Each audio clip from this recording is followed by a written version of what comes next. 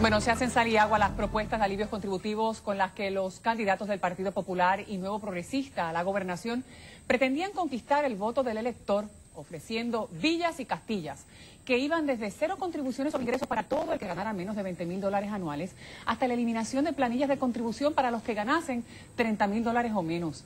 La comisión que Luis Fortuño y Aníbal Acevedo Vilá crearon para evaluar las propuestas quedó disuelta luego de determinar que lo que proponen ambos candidatos no es viable sin una reforma fiscal. En la entrevista del día me acompaña el doctor Edwin Irizarry Mora, economista y candidato a la gobernación por el Partido Independentista. Gracias por estar con nosotros. Con mucho gusto, buenas tardes. Yo quisiera dejar establecido, antes que nada, que esto debe ser el mejor ejemplo para que la ciudadanía entienda de cómo los políticos nos toman el pelo a cada uno de nosotros.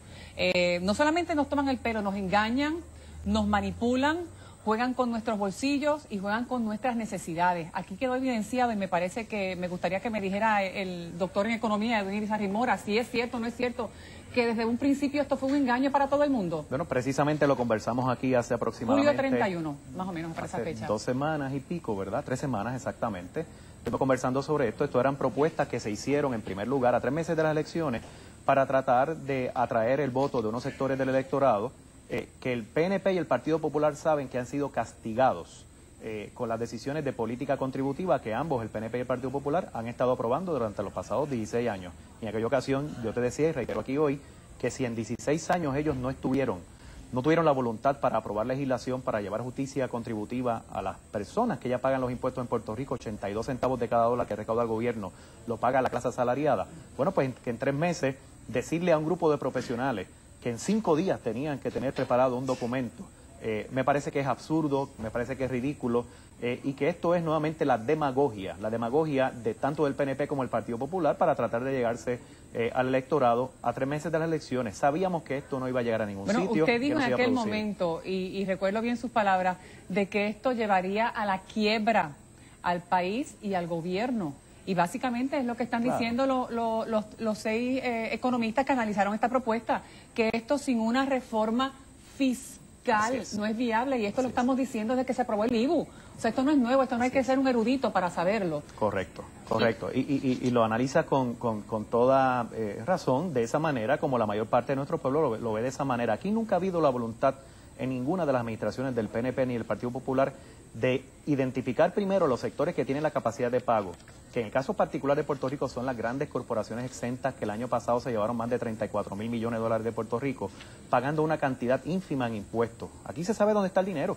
Lo que pasa es que cuando el Partido Independentista puertorriqueño ha presentado legislación para que precisamente se le cobre a esas corporaciones lo que en justicia deben pagar, el gobierno de Puerto Rico, ni bajo el PNP ni bajo el Partido Popular, han estado dispuestos a cobrar esos impuestos, que dicho sea de paso, debo decir, son tasas contributivas las que nosotros proponemos que están todavía por debajo de lo que se cobra en promedio a nivel internacional. En otras palabras, que nosotros tendríamos la capacidad de cobrar esos impuestos a esas corporaciones, hacer justicia distributiva contributiva entre la clase asalariada media puertorriqueña, resolver el problema fiscal de Puerto Rico y seguir siendo competitivos a nivel internacional. Nada de eso está propuesto. Ustedes estiman que se llegarían al fisco unos 1.700 millones de dólares con adicionales a lo que ya se adicionales recibe. Si fuera un 5% adicional, y según datos del Banco de Fomento, esas grandes corporaciones pagan en Puerto Rico en promedio 4.5% entre todas las responsabilidades contributivas que tienen. Tú sabes, Silmarí, que hemos reiterado que aquí se han cerrado decretos de exención pagando 0% de impuestos. Algunas de estas corporaciones pagan el 1 o el 2%, y con la nueva ley de incentivos industriales aprobada, con las exenciones, créditos y deducciones que se aprobaron, habrá corporaciones aquí que pagarán 2% o 3% como mucho, mientras cualquier hijo de vecino en este país está pagando 18, 20 o hasta el 33% de su bolsillo anualmente al gobierno de Puerto Rico. Ante el panorama fiscal que tenemos para el año 2009, un déficit presupuestario anticipado de $1.000 millones de dólares que yo no dudaría que aumentara en la medida que estamos viendo dinero que no está llegando y que están cambiando los dineros de unas corporaciones para otras. Hacienda no paga, el otro deja de pagar y hay una deuda acumulada.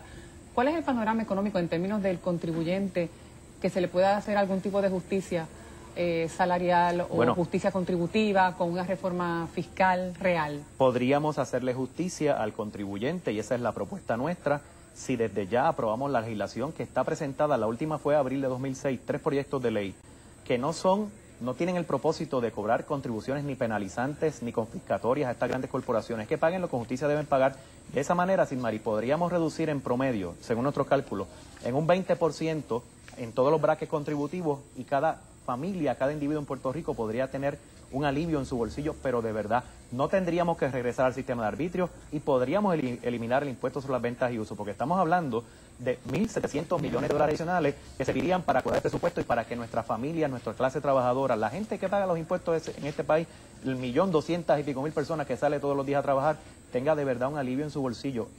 A eso no está dispuesto ni el PNP ni el Partido Popular, porque si lo hubiesen estado, hubiesen llamado ahora a una sesión extraordinaria, hubiese habido vistas públicas y se hubiese aprobado estas tasas contributivas para las grandes corporaciones extranjeras, porque el empresario puertorriqueño paga impuestos, el pequeño y mediano comerciante paga impuestos, y eso se sabe. Es la empresa del exterior la que tiene aquí los grandes beneficios contributivos. ¿Qué debe pasar ahora con esta propuesta de los dos partidos? Una vez ya se sabe la recomendación de este grupo de profesionales que fueron nombrados para ello. ¿Qué debe pasar entonces? Bueno, yo creo que en primer lugar... Que algunas están incluidas en la plataforma. A mí me gustaría escuchar lo que en este momento tiene que decir el gobernador Acevedo Vilá sobre este tema y lo que tiene que decir el licenciado Fortuño sobre este tema.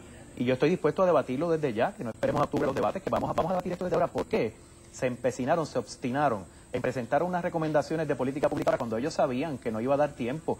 Vamos a ver lo que ocurre. De hecho, si ocurriese que alguno de esos dos partidos gana las elecciones, en enero vamos a tener nuevamente la discusión sobre cómo estructurar un sistema contributivo, y ya tú verás que la vocación de no hacerle justicia a nuestra clase asalariada, media y trabajadora, eso va a continuar. No va a haber aquí ningún tipo de disposición para que las grandes corporaciones del exterior paguen más impuestos de lo que pagan en este país. Quisiera pasar a otro tema brevemente. ¿Cómo no? Esta segunda ronda de acusaciones, ¿usted entiende que victimizan al gobernador?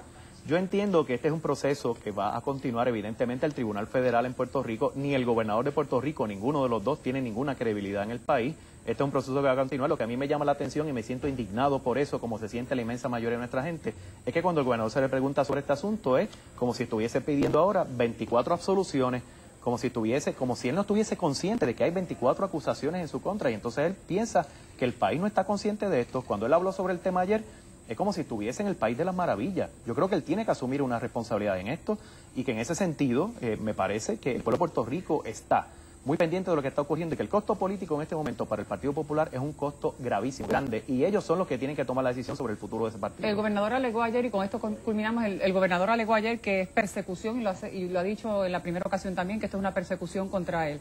¿Usted entiende que esto no es una persecución? A mí me llama mucho la atención que cuando él responde a las acusaciones, las primeras 24 acusaciones que somete a aquel documento extenso, en ninguna página de ese documento aparece que sea persecución selectiva, que es el concepto técnico legal.